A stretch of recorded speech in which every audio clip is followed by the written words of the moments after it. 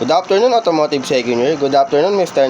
Nestor Musha. I am Jason Dietrich Reyes, and my topic for today is shop tools and equipment in Auto 1. Introduction. Automotive shop tools and equipment are a range of implements from simple hand tools like wrenches and screwdrivers to complex machinery such as hydraulic lifter and diagnostic scanner. This is the essential for the efficient and safe maintenance and repair of vehicle. Ito po yung mga essential na tools na ginagamit sa automotive and ginagamit po natin to para po safe din tayo sa paggawa, dahil ito nga po yung tamang tools na ginagamit para sa automotive. Syempre, hindi po tayo naghahalo-halo ng iba't ibang tools, at yung mga hindi po natin pwede gamitin sa gagawin natin kung hindi ayun yung proper tools po, dahil po hindi po siya magiging safe and makakasira po tayo ng sasakyan at kung ano man pong gamit ang ayusin natin. Ito nga po an open close ended wrench. This is my example, and ang in-example ko po is yung combination wrench. Meron po siyang open and close. Yung open po, ito pong payu shape, and yung close po, ito pong bilog. Yung open wrench po, meron po siyang maliit and meron siyang malaki. Yung mas malaki, syempre, alam naman po natin na kapag mas malaki at mas mahaba, mas may torque po, mas may puwersa po tayo. Ito pong maliliit para din po sa mga maliliit na mga tornilyo na madali lang pong madali lang po luwagan at madaling sigipan. At ang paggamit naman po nitong open and close ended wrench po, yung malaki naman po, syempre mas maganda po gamitin yung close, kasi po mas may torque siya, kasi buo niya po, nakapalibot po sa kanya yung tornilyo, kesa po dito sa payu. Yung payu po kasi, yung payu shape po kasi, pwede po magkaroon ng mag-slip po o dumulas. Kaya para po sa akin, mas okay po gamitin yung close-ended wrench po. Ayan lang po. Next po is yung mga socket wrench, o tinatawag na socket ratchet. Itong socket wrench na po ito is merong ratchet, o tinatawag natin na ratchet socket wrench. Ito po ang essential din po, lalo po sa mga for example, yung mga gawaing tamad. Syempre, iikot-ikot mo lang, tapos babalik na na agad. Hindi ka na mahirapan katulad po nitong open and close-ended wrench na talagang mano-mano ka magpipihit. Ito pong socket wrench is iaangat, pagka baba mo, iaangat mo lang, then vice versa, angat, baba. Puro ganun na po, nag-ratchet siya. So, gawaing tamad din. Joke lang. Next naman po syempre, kung meron tayong mga open and close ended wrench, meron din tayong adjustable wrench na may adjustable wrench po. Ito rin po is essential, lalo na po kung wala po kayong mga iba't ibang size ng open and close ended wrench po. Kasi po ito is may movable jaw, kahit anong size po kayang-kaya niya po Kayang-kaya niya po luwagan and sikipan. Next naman po is para naman po sa Allen wrench, and meron po tayong mahaba and meron pong maikli. This is an L-shaped tool with a hexagonal cross section. Ito po is syempre makikita din po natin to sa mga bolts. Hindi lang po siya for mga screwdriver na Phillips and flat. Yung ibang screw po, pang Allen po siya, kaya mas importante rin po itong Allen wrench po. Next naman po yung pull push rule, o mas kilala bilang metro. Alam po natin yan. Ayun po yung mga pangsukat po. Alam naman po natin na pangsukat yung pull push rule. Measuring tape po yan.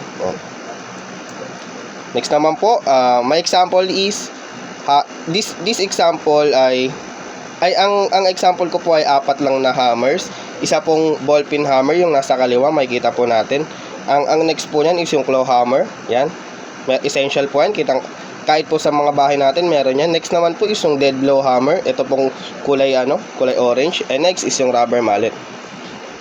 Ang ball peen hammer naman po is for shaping, pag-shape po ng mga metal. Saka syempre, striking and punches din po. Ito naman pong claw hammer, pwede po siyang pangtanggal pang baklas kasi nga pangklo po yung ano,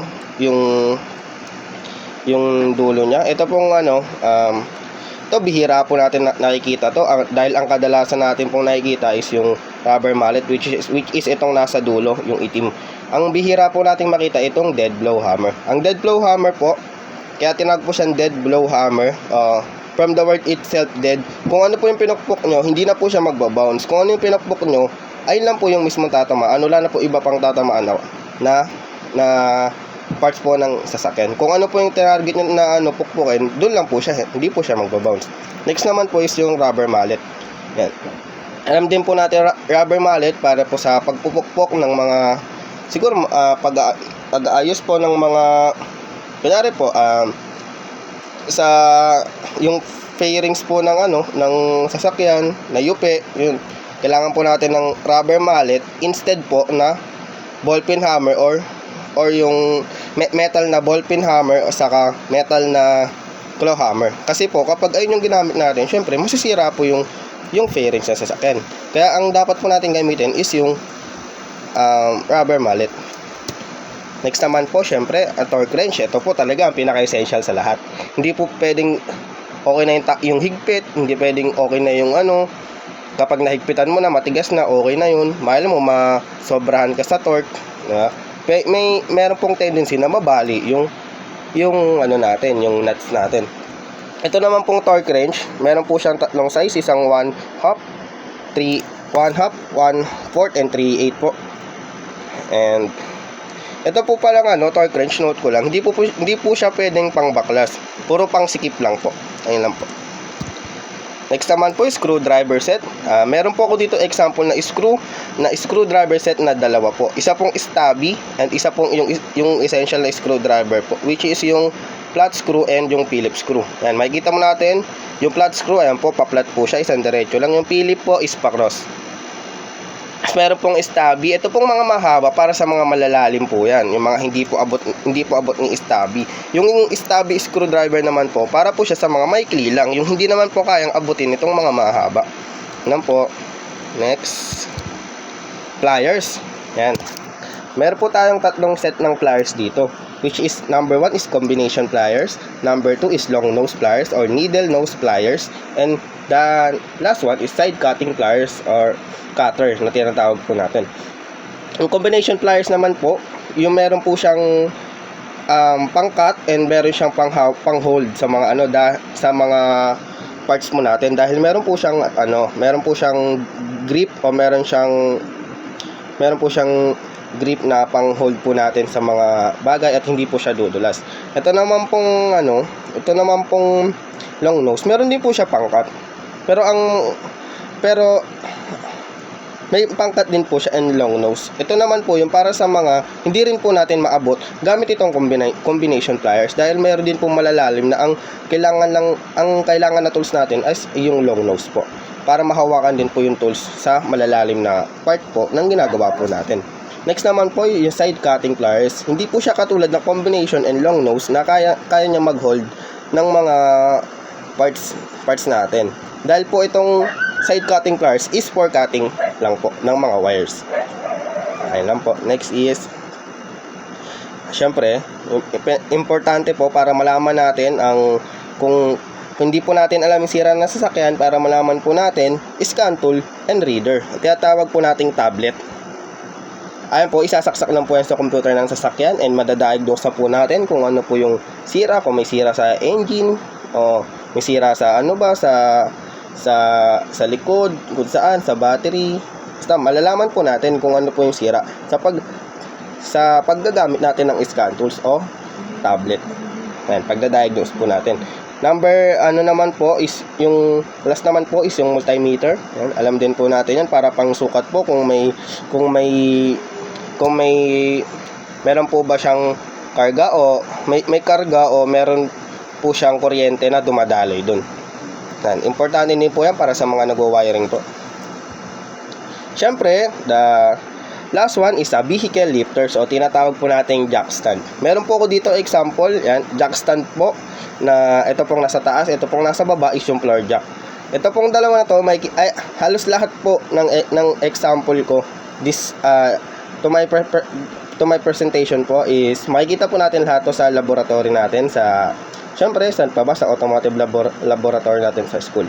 Ito naman pong vehicle lifters, jack stand is an adjustable height support device used to securely hold a vehicle.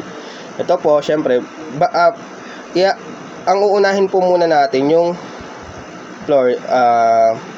Pag-angat po natin ng sasakyan, ilalagay po natin yung jack stand para po if ever man na bigla po nating if ever na mag-collapse yung floor jacks po, hindi po babagsak agad yung sasakyan dahil po meron pong jack stand na naka-hold sa mga chassis po natin o kung saan pong pwedeng lagyan ng jack stand. Yan. Hindi po pwedeng walang jack stand dahil ito po ang lifter ng sasakyan natin. This is essential po talaga sa pag-angat ng sasakyan. At ito naman pong floor jack, syempre alam naman po natin. Ito po yung pang-angat.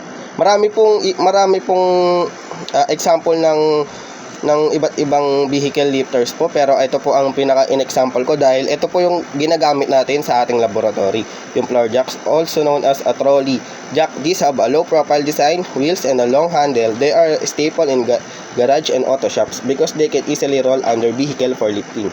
Ayun nga po, pwede po natin, may gulong po siya, pwede po natin siya sa harap, sa likod. Ayun po, meron po kasi mga iba na na bilog lang, hindi ko po alam na ano ko po yung tawag Bilog lang siya, pero wala siyang gulong. Itatapat mo lang siya doon, tapos saka mo po i-jack. Pero ito po ang pinakamaganda, yung floor jacks po.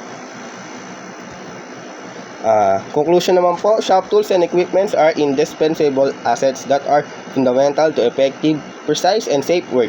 Their proper selection, maintenance, and skilled use are key factors in achieving successful outcome and overall operational efficiency. Lahat po ng example ko, at syempre, meron pa po mga nakaligtaan na iba pa na kailangan para sa automotive natin, na na tools and mga ginagamit po. Lahat po ito is for